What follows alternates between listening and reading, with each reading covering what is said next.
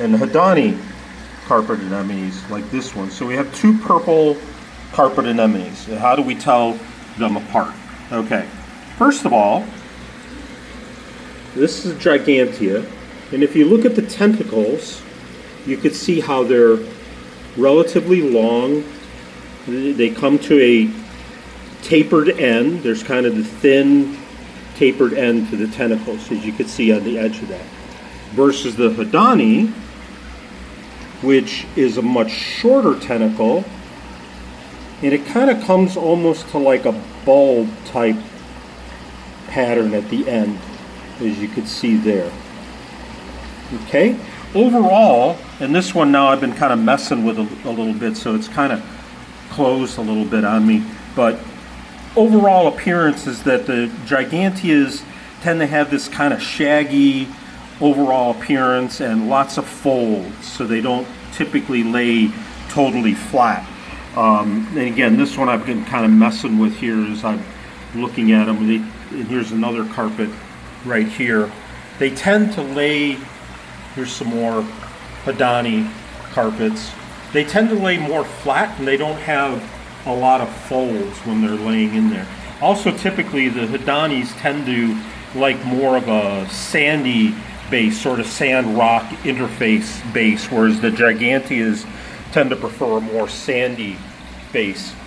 But probably the more distinctive things are the tentacles. Again, the length and the shape.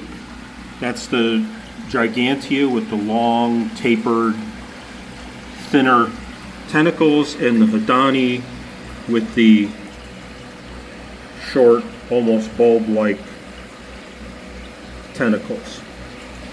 And then, very distinctive is on the Gigantea, you have these very distinctive purple verrucae or bumps, sort of wart-like bumps that are on the underside. So if you can see, here's this is the top of the anemone, this is the column, and on this underside here you can see these very distinctive purple bumps, and that's on the Gigantea. On the Haddoni, you can see a little bit there, but not like those. There's no real distinctive bumps on there. Maybe towards the top you could convince yourself a little bit, but no, they're not at all like this. And that's very distinctive.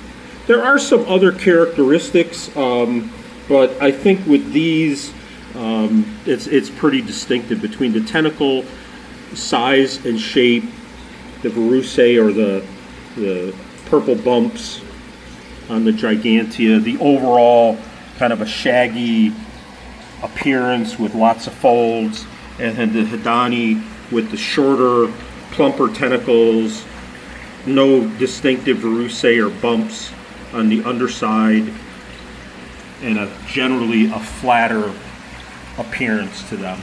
Like you can see on this red one here, up against the side here, is like laying very flat.